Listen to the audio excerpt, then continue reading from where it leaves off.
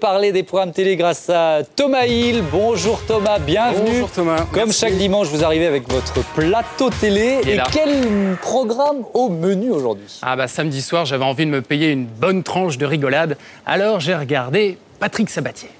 Bonsoir à toutes. Et voilà, je suis très heureux évidemment de vous retrouver. Une émission de rentrée pour prolonger les vacances. Les stars du rire s'amusent. C'est quoi? C'est du rire et des jeux, bien sûr. Dans quelques instants, je vous présenterai nos équipes d'humoristes. Mais qu'est-ce qu'on attend pour être heureux? Oui, c'est vrai. Les stars du rire s'amusent. C'est la nouvelle formule en fait d'une émission qui avant s'appelait les stars du rire tout court.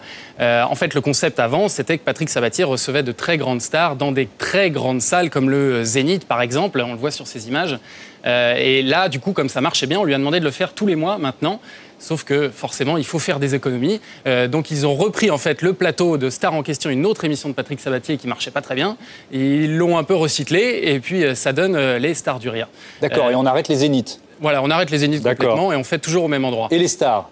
Et les stars, là aussi, ça coûte cher. Donc, il a fallu trouver des économies. Et donc, ils ont pris des stars pas super connues. Parce que c'est sympa, ça va leur faire plaisir. Oui, non, mais ils sont très bons néanmoins. Mais l'avantage, c'est qu'ils viennent pour leur promo et donc ils viennent gratuitement. Pour être honnête, il y avait quand même une grande star. Elle s'appelle Anne Roumanoff. Oui, très grande star. Elle, évidemment, c'est une très grande star. Elle a été placée au début de l'émission. Comme ça, les téléspectateurs pouvaient croire que c'était la même émission.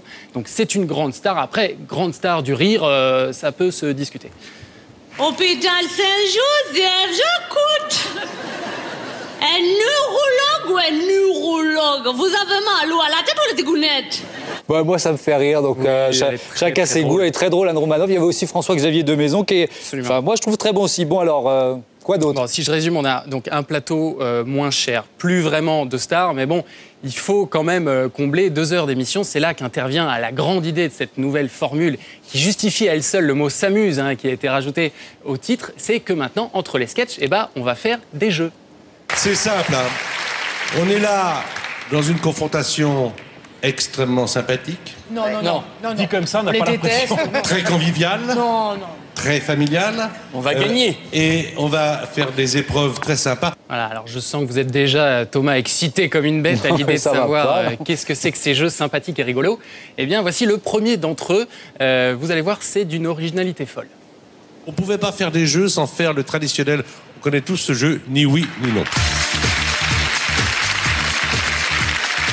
Oui, comment se passer d'un bon vieux ni oui ni non qu'on voit chaque semaine dans le News Show et que les jeux sur Canal+, et que les jeux de 20h faisaient déjà sur FR3. FR3, oui, c'était il y a 35 ans, 1976. Et comment se passer aussi de cette deuxième idée révolutionnaire qui, murmure-t-on, intéresserait déjà quelques chaînes étrangères. Il s'agit du « Qui suis-je » Un personnage extrêmement connu, c'est un homme.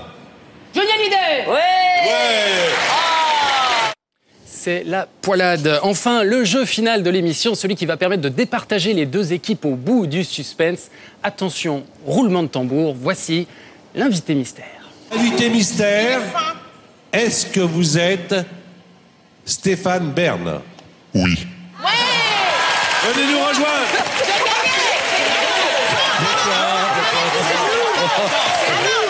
Voilà, d'ailleurs, si vous aimez ce jeu, vous pouvez le retrouver chaque jour chez Laurent Ruquier à la radio et puis également sur le site de l'INA en regardant par exemple une rediffusion de Sacrée Soirée. Oh, c'est dur, ça. On sent que vous avez aimé ce programme.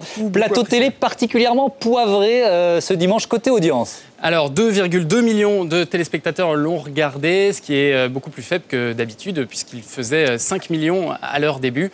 Mais bon, l'essentiel, c'est que les coûts ont pu être réduits et ça n'a pas de prix. Jeu de mots.